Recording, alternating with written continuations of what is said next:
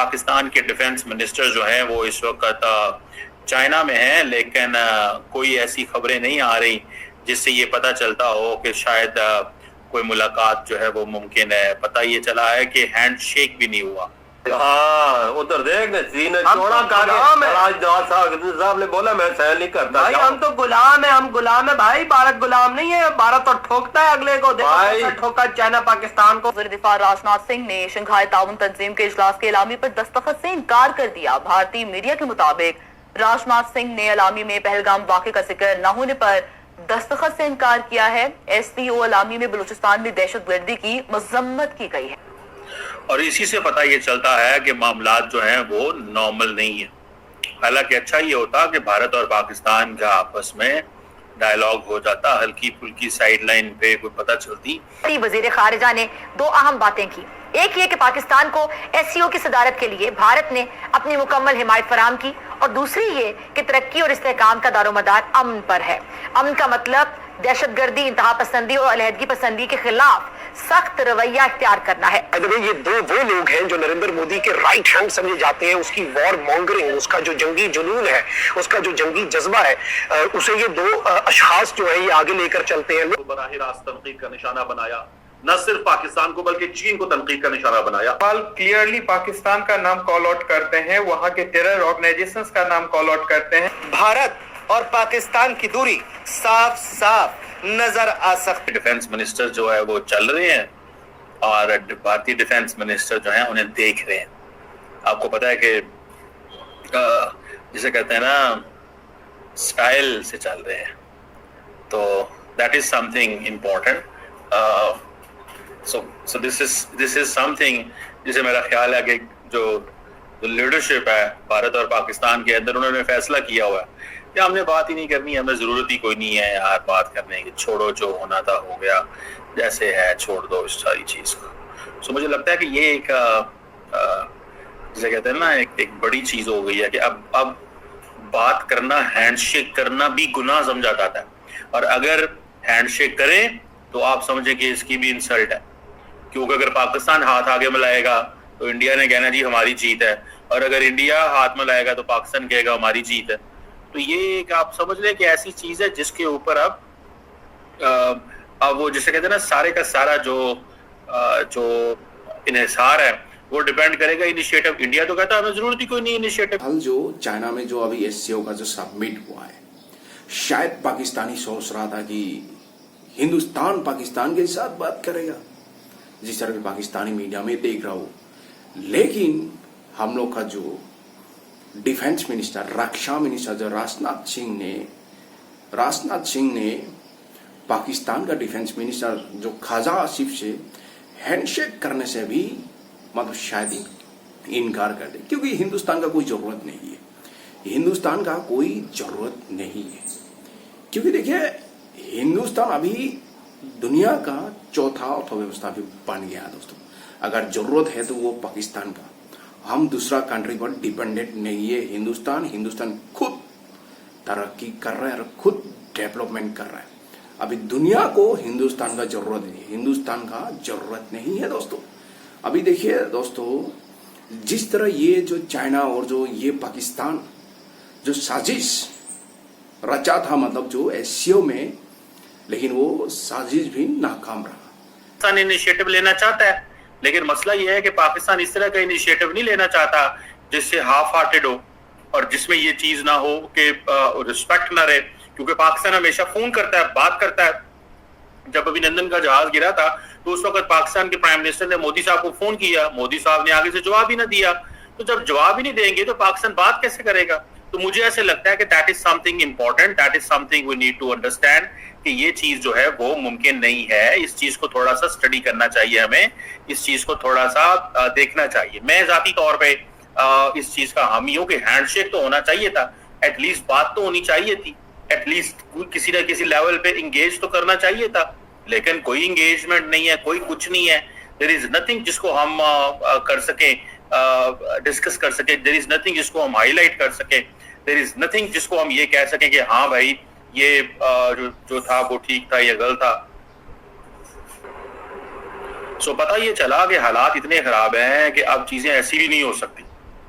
तो मुझे तो देख के बड़ी हैरानगी हो रही है दैट द लीडरशिप जो है उसने ये फैसला कर लिया है कि नहीं जी, बात नहीं होगी। लीडरशिप जो है वो इस चीज पे जिद हो गई है ना। और ये इनिशिएटिव पाकिस्तान कितना को लेगा? देखें, पाकिस्तान ये इनिशिएटिव लेना चाहता है और पाकिस्तान ये इनिशिएटिव ले भी सकता है, क्योंकि पाकिस्तान को इंटरनली डोमेस्टिकली कोई प्रॉब्लम नहीं है। यहाँ पे जो गवर्नमेंट है वो 1 मिनट में डायलॉग शुरू कर सकती है।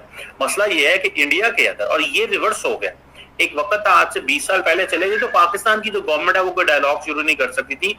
इतना हॉकिश एनवायरनमेंट पाकिस्तान के अंदर था, इतना हॉकिश एनवायरनमेंट बन चुका हुआ था। उस वक्त राइट विंग रिलीजियस पार्टीज और कश्मीर और ये सारे नारे बहुत ज्यादा लगा करते थे। लेकिन अब क्या है, अब पाकिस्तान में वो मोमेंटम नहीं है। अब ये सारा कुछ इंडिया के अंदर चला गया। इंडिया के अंदर प्राइम मिनिस्टर मोदी ने मीडिया में इतनी इन्वेस्टमेंट कर दी पाकिस्तान के खिलाफ, और अपने इलेक्टोरल पॉलिटिक्स के हवाले से इतनी इन्वेस्टमेंट कर दी कि अब एंड देन फिर जो उन्होंने रिलीजियस कार्ड इंट्रोड्यूस किया इंडिया के अंदर, जिसकी वजह से अब उनके लिए बात करना पाकिस्तान से नामुमकिन हो गया। अगर फॉर एग्जाम्पल आज वो चाहे कि हमने बात करनी है तो मीडिया उनको खा जाएगा। उनको मैं आपको बड़े गारंटी से ये कह सकता हूँ, उनका मीडिया उनको खा जाएगा। उनका मीडिया कहेगा कि भाई ये क्या तुम लोग जो है वो कर रहे हो। ये मैं जाती तौर पे इस चीज को मैंने स्टडी किया है। वो उनका मीडिया 1 मिनट नहीं लगाएगा, शो डाल देगा और कहेगा भाई अच्छा तुम ये अब करते हो, तुमने ये किया, तुमने वो किया। तो मुझे लगता है कि ये एक this is something important, this is something extraordinary, जिसको थोड़ा स्टडी करना चाहिए हमें और देखना चाहिए कि हैंडशेक जो है वो भी अब अलाउड नहीं है। और अगर आप हैंडशेक मिला लिया आपने तो देन आप फिर अपना वो करें, तैयारी पकड़े, ठीक है। सो देखते ये है और होता ये है कि यहाँ पे ये काम सिर्फ पॉलिटिकल क्लास कर सकती है। मैंने आपको क्या बताया? मैंने सिर्फ आपको एक चीज बताई है कि मोदी साहब जो है, क्या मोदी साहब जो है वो सिर्फ और सिर्फ एक चीज चाहते हैं कि किसी तरीके उनकी डोमिनेंस रहे।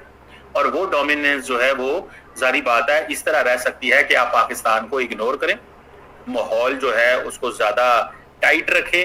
जितना ज्यादा टाइट माहौल होगा उतना ज्यादा मोदी साहब को फायदा है, और जितना ज्यादा माहौल लूज होगा उतना ज्यादा उनको नुकसान हो सकता है पॉलिटिकली। मुझे ये चीज नजर आती है। That's what I find out, that's what I realize, that's what I see। मुझे ये चीज जो है वो नजर आती है। मैं तो इसको ऐसे देखता हूँ, ठीक है जी। ये आप इसको इसमें ये जिसे कहते हैं ना,